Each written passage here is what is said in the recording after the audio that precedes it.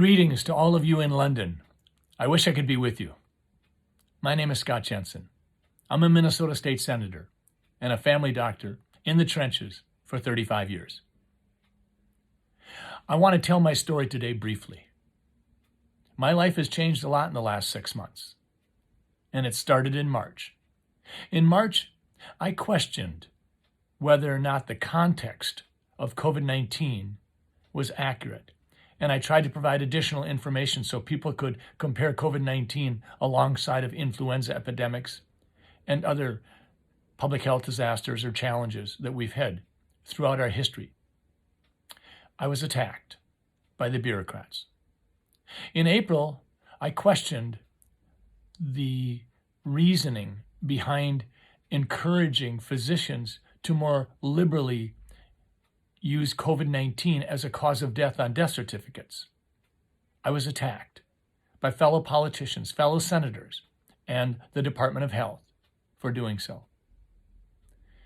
In May, I continued to question the conventional narrative, and I asked, why were individual rights being compromised?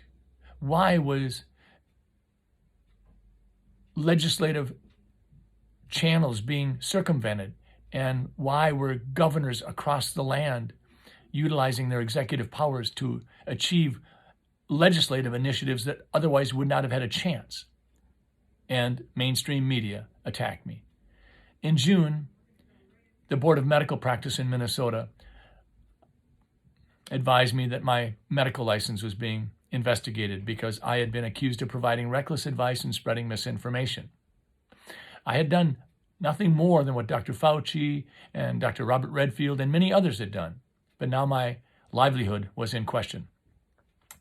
I made a long response, 8 pages, 5,000 words, 70 pages of attachments, and a month later, the allegations against me were dismissed.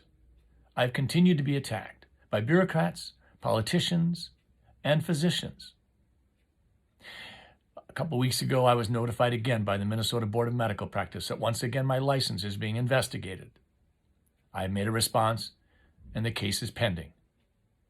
What I've learned over the last 6 months is that if you don't align with the conventional narrative, if you dare to be a skeptic, if you encourage others to think for themselves, if you do these things, you are at risk.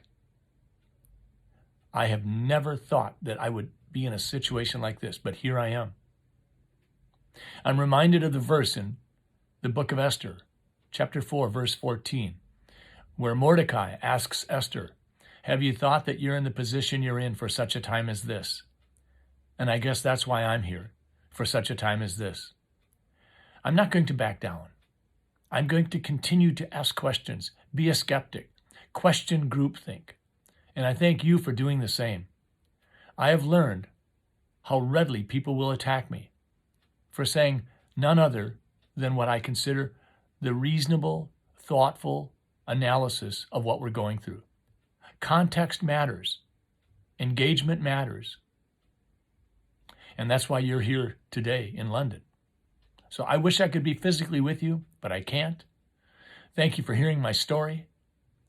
If this can happen to me, I think it can happen to anybody. Anybody that has a license, a certificate, or some authorization from a governmental agency. Our governmental agencies are being weaponized against us. It's just one more tool. Please stay engaged. My name is Scott Jensen, and I respect you for participating. Thank you.